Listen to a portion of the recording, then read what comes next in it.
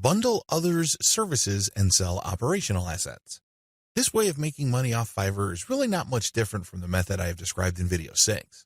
The big difference, and in most cases the only difference, is that this website is operational. And what does that mean? It means that this website is generating traffic and is turning that traffic into dollars. In other words, it's actually generating an income. Advantages. The big advantage of this type of Fiverr service, flipping, is the money. That's right. With everything else being equal, people would rather pay more money for an online asset that already generates money. You may have designed a very good-looking online asset. Your turnkey website may look really good. The problem is, it's anybody's guess whether it can actually translate visitors into cash. You don't have any of that kind of uncertainty with an operational asset. You know that this thing works. You know that if you buy this asset, you will make money. Given enough time, this asset will produce enough money to cover the cash you spent to buy it in the first place. Given even more time, you make pure profit. That's how this type of asset works. It's no surprise that a lot of online investors in online properties would rather buy operational assets. You stand to get more money building this type of asset than a turnkey asset. After all, people are willing to pay a big premium for an asset that is already generating traffic and cash. This is a big deal because if you establish a track record of building and selling money-making websites, your reputation becomes golden. People will seek you out as the person they can buy assets from that guarantee income. Very few people can do that. If you're able to do that, then you are going to be able to charge a lot more money than turnkey site creators. If your properties consistently make money, you can even charge a bigger premium than other people who build similar types of websites. The big advantage here for buyers is the fact that you save your customers from the headaches of picking out a profitable niche, positioning an online entity, building a brand, building traffic, crafting the right content, and converting traffic into cash. Those are big problems. You will know this firsthand if you ever try building any kind of website or platform. It's not easy. The big value that you bring to the table is that you solve these problems for your clients. They get an actual working business. Disadvantages. The big disadvantage to this business model is that you have to spend cash up front. Again, just like the business model I've described in video 6, this is a cash upfront model because you're hiring people to build the asset. Unfortunately, your spending doesn't stop there. You probably have to buy traffic if you're not generating it organically. You're also going to be spending a lot of time to fine-tune and tweak the website so it performs optimally as far as making money is concerned. You're going to have to charge money for that time. Unfortunately, this is uncertain because it's anybody's guess when, if ever, this website actually starts converting traffic into cash. Another big disadvantage is that you are very vulnerable to niche selection. You have to pick the right niche. Otherwise, the ROI simply isn't going to be there. This means time because you're going to have to research the right niche. Market demands do fluctuate over time. A potentially fatal problem with this model is that you can't just assume that since this type of website asset has historically sold on Flippa, that you only need to show up at Flippa, list the asset, and then collect your money. It may not work out that way. It may turn out that for whatever reason, people are not buying this type of website on Flippa anymore. If that's the case, then you might have to sell on your own. By that point, all bets are off as to whether you can unload this asset or if you're going to have to discount it heavily just to move it. Finally, even if you are able to find a buyer, you can still suffer headaches. How come? Well, you turn over the website to somebody and it turns out that their traffic drops like a rock. It turns out that they're no longer able to convert the traffic into cash. This happens quite a bit. If this happens, then your reputation goes down the toilet. And you may be thinking, well, that's just my online reputation. Think again.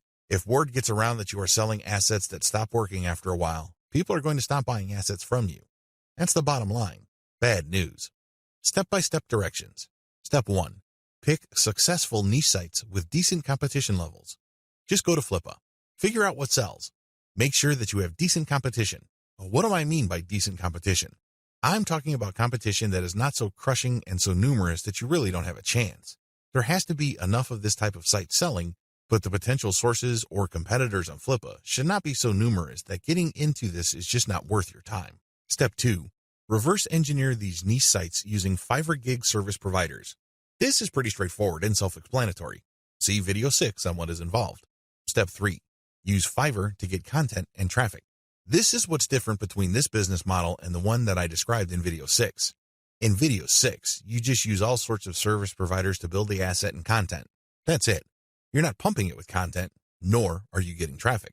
In this business model, you're going to use Fiverr to get traffic. Here is a little bit of a caveat. There are a lot of scammers on Fiverr. There are a lot of people who would not hesitate to take your money in exchange for imaginary traffic. Do yourself a big favor. Look at the ratings of these people and be willing to pay a little bit extra for real traffic. If you play your cards right, you will be able to find service providers that would pump a real American or Western European traffic to your website, which can convert well and translate into a decent monthly income for the asset. Keep it up for a few months and then flip the site. Step 4. Fine-tune your website. If you really want to make money with your website, sell it when it's time. What do I mean by that? Fine-tune conversions and traffic generation and keep scaling up the income of your site until you can fetch a handsome price for your asset. Sure, you can turn around and sell the moment your website made $100 a month, but let me tell you, people would probably not pay more than $500 to possible $1,000 for your asset. There is a multiplier effect going on here. If your asset is making $100 a month and the multiplier for the bidders for your site ranges from 5 to 10, then expect anywhere from $500 to $1,000. You see how this works? Accordingly, fine-tune your conversions and traffic generation and keep scaling them up until your monthly income from the specific asset is high enough for you to get a very decent price. It all depends on what is comfortable for you. It also depends on how quickly you need the money. Buy services that help you buy resellable high-value assets. This business model involves you looking for services on Fiverr that involve researching or finding digital assets. These assets take many different forms. There are people on Fiverr that use all sorts of sophisticated software to quickly find domain names. You can then buy these services to get a list of those domain names that you could possibly buy. Buy some, and then try to flip them. Similarly, there are service providers on Fiverr that can help you find leads. For example, if you're looking for yoga instructors in Los Angeles, there are virtual assistants who can look up those people. They can get a name, an address, a specialization, and contact details. They can even find social media accounts. You bundle all that information, then you sell it to people who are looking to reach those prospects. Do you see how this works? This is one of the least known ways to make money on Fiverr. If you know what you're doing, you can actually stand to make a lot more money using this technique than most of the other techniques I shared in this training. Advantages. A lot of the services that go into finding and analyzing potential digital assets are actually cheap on Fiverr. We're talking about $5. How come? A lot of these service providers don't do it by hand. They don't have the time to do it by hand. Plus, they're too smart for that. They use software. Some of them have special coded software that they built themselves or they hired somebody to do it for them. Others use off-the-shelf software. Regardless of the tool that they use, you benefit because you buy their services at a low price. Next, you can buy these services to compile an asset. For example, you hire somebody to find a certain type of doctor in a certain city in the United States. You can then take that information and sell it many times over. You pay for the asset once, but you can sell it again and again. Another advantage you get with this business model is that depending on the asset, you can actually charge quite a bit of money. Let's get one thing clear. If somebody just wants you to find all the doctors who offer their services in the greater Los Angeles, California area, you probably won't be able to charge too much money. There's probably a lot of lists out there. In fact, a lot of them are free. What makes your list so special? Now, if you come up with a list of specialist doctors who are looking to buy an MRI machine because they have bought a related machine in the not-so-distant past, that list that you have can be gold. You can sell it to an MRI sales company or companies related to MRI. Do you see the big picture here? Good. It's quite lucrative. Finally, you sell assets with this service. For example, you hire people to find specialized domain names. Those are assets. This is very different from leads. Leads are those who can resell many times over, but are not assets. Disadvantages. The big drawback to this is the fact that it costs money up front. People finding assets for you or digging up information for you will not do it for free. No chance. You have to pay up front. Next, you have to pick the right assets to sell. Otherwise, you'll have many assets that won't sell enough to cover your costs. Again, going back to the doctor example, you might think that people will pay good money for a pure list of doctors from a specific geographic area. Think again. Those lead lists are probably all over the place. Why should they pay you money? You have to find specialized information. The same applies to domain names. You have to pick the right type of domain name that has existing demand. Otherwise, people are not going to pay that much money for it, assuming they buy it at all. The next disadvantage is that reselling domains means buying the service to find it, analyze it, and then spending more money to buy the domain. In other words, you're paying many times over. Wait, it doesn't stop there. Just because you bought the domain doesn't necessarily mean that you can automatically flip it. A lot of times, people who buy digital assets like domains have to hang on to it for several months or even several years for it to be worth quite a bit of money. There's a lot of opportunity costs involved. This is not a slam dunk. Finally, If you're using Fiverr services to find data that you can turn around and sell, please understand that you just can't advertise online, and people would line up to buy that data. Chances are high that you have to do direct outreach. This may mean that you would have to hire a virtual assistant to research businesses that may be interested in the data that you're selling and reach out to them. If you are extra proactive, you might want to hire call centers in places like the Philippines and India who do outbound sales. Basically, you'll just give them a pitch and phone numbers to call, and they'll take care of everything else. Usually when an actual human being makes the outreach and gets a voice-to-voice connection, your chances of unloading your digital assets go up quite a bit. You're also able to charge a lot more money, but again, this is not a slam dunk. You have to have data assets that people would actually want to buy. It's anybody's guess if you have those kinds of assets, so you need to do your research first. Step-by-step directions. Step number 1, decide on what resellable asset you want to specialize in. Step number 2, formulate tightly defined research and production steps. This is extremely important. You cannot let your Fiverr freelancer do creative thinking for you. They work best when you have a preset list of decisions and analytical points for them to follow. They just need to go step by step to get the desired result. The less surprises, uncertainties, and discretion involved in the process, the better.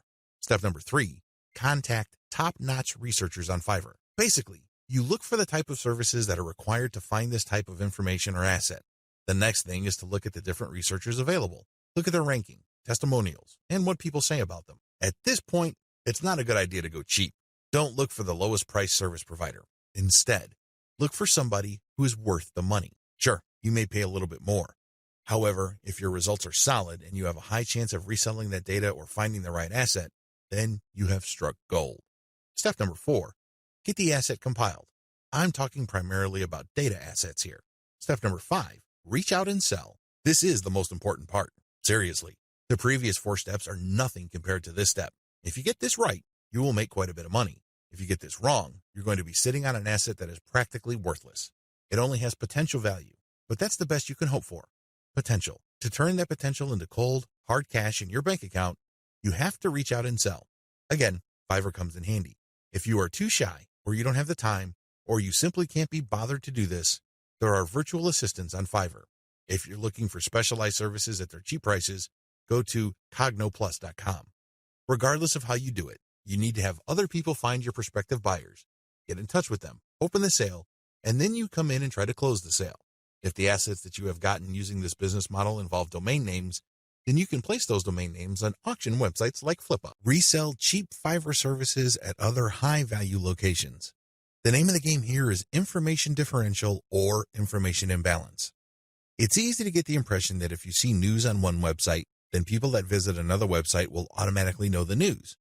After all, the internet is just a giant spider web, if you will, of links. The data that you can find on one place can also be found or accessed from another place sooner or later. Well, this is too much of an assumption to make.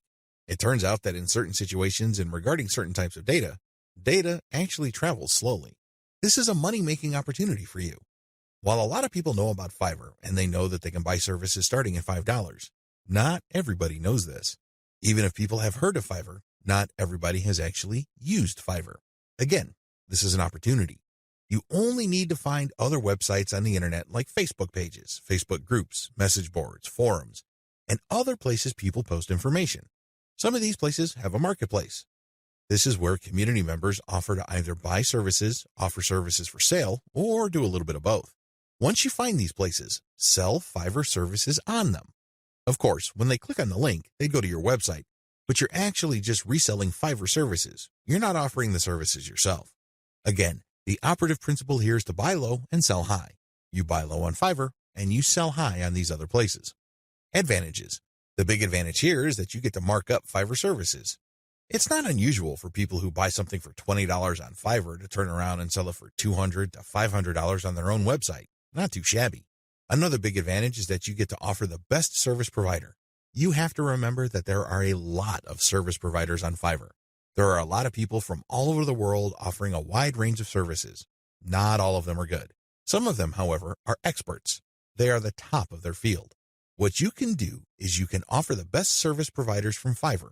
Sure, they sell at a higher price, but you can always mark it up. This way, you can resell only the very best and leave the garbage behind. Finally, the biggest advantage of this business model is you name your markup. If you think you can get away with 100% markup, go for it. If you think that 500% profit is possible, and probably take advantage of it. You have full freedom because you're advertising on third-party sites. But when people click a link, they don't go to Fiverr, they go to your site. This is where you advertise services that you turn around and buy from the best-of-breed service providers on Fiverr. Disadvantages. The big disadvantage with offering best-of-breed service providers is that those people can disappear. I know this firsthand because I used to get really awesome Kindle book covers from this person who cranks out one best-selling cover after another. I thought I would always come back to this person until I learned my lesson the hard way. For 4 straight months, he was unresponsive. It's as if he fell off the face of the earth. These suppliers are all over the place on Fiverr. In fact, there is a rule of thumb. The more competent the service provider and the more of an expert he or she is, the flakier that person is. We don't like flakes. Nobody should. But unfortunately, they're part of the mix. This is the risk that you run. Do yourself a big favor. Find an alternative. This means that you have a backup or two. For example, you're offering graphic services and you normally turn around and buy Michelangelo's services. If for whatever reason he flakes out, you can always tap Raphael or Leonardo so you can cover your assets. Another key disadvantage is that the quality might be spotty from time to time. If this happens, your reputation may suffer. Remember, you're charging a fat premium for this service. You are riding on somebody else's expertise. What if that person gets sloppy or lazy? Let's face it, this happens to the very best of us. Again, this is where having a backup comes in. If your main go-to person delivers garbage, all of a sudden, you can at least quickly pivot and order from the next expert and come up with something decent. Another drawback to this business model is that many markets are increasingly sophisticated. Don't think that the people you're selling to are idiots. Don't think that they are completely wet behind the ears and they haven't heard of Fiverr. If they haven't heard of it, they will hear about it soon enough. Now, some people simply don't care. Some people may realize that you're just flipping services, and guess what? They don't care. Why? Their time is very valuable to them. They have other bigger fish to fry. Other people can take this very personally. They don't like to feel that they've been taken advantage of. They can see right through your system. And it's obvious to them that you're just flipping services by buying low and selling high. These people are probably not your intended buyers anyway. Chances are, if they're that paranoid, cynical, and skeptical, they probably wouldn't have bought from you. If they did, they probably would have turned around and asked for a refund. It's a good idea to be discreet. Don't be obvious about it. However, at the end of the day, haters are going to hate. That's just part of the game. Another drawback is people often will only pay you a very fat premium. I'm talking about over 200% or 300% if you have a solid brand. This means that you have a long list of people who are happy with your reselling activities. These are people who really get a lot of value from what you're doing. That is hard enough because you're going to have to perform really well for an extended period of time. You also have to have a solid reseller site. You can't just go to Blogspot, Weebly, or Wix and scrape together a very basic site. People are going to equate the low quality of your site with the quality of the services you are reselling. This means that you're going to have to step up the amount of money you pay upfront for this business. You have to pay solid money to a developer and designer on Fiverr to create an authoritative and expert-looking reseller website. Finally, you have to get traffic to your reseller website. This means that you have to go to forums, message boards, Facebook groups, and pages that already actively resell the Fiverr services you are reselling. Go there. Get people excited. Post your offer, and when they click, they'd go to your reseller website. Step-by-step directions. Step number 1, find places to resell on. This is very important. Make sure to create a list of all sorts of places where people are selling services. Again, this may be Facebook groups, pages, message boards, or forums. Once you have found these places and looked at the services, pay close attention to the prices being charged. If you notice that a certain type of service tends to fetch a fairly high price across many different sellers and across many different times, chances are good that people who visit this place pay a premium for those who offer that type of service. Step number 2, find providers of your target service on Fiverr and hold an audition. By hold an audition, I'm not talking about getting people to try out for free. I'm talking about paying for these wide range of people's services. Again, this is going to drive up your cost, but you need to pay this money so you can see who actually walks their talk. You're going to have to pay to figure out who's the real deal. Again, you're trying to offer best-of-breed service providers. You're not just reselling some random rookie's output. Step number 3, build your reseller website. As I've mentioned before, you're going to have to spend real money to put together a high-quality reseller site. From the outside looking in, it shouldn't be apparent that you're just turning around and reselling Fiverr services. From the perspective of outsiders who know nothing about you and your service, You should look like an established, credible, authoritative, and trustworthy business. Step number 4, present case studies. People are not going to buy from you if you just tell them that you're the best thing since sliced bread. Things don't work that way. People are going to say, show me. The best way to do this is through case studies. This means that you're going to hire many different service providers on Fiverr and then give them the same project. You then take the results of the project and pick out the very best provider. You can use those results as your case studies. This way, you showcase to people that you can actually get the job done. Also, you may want to offer your resold services for absolutely free in exchange for a testimonial. Personally, I prefer video testimonials.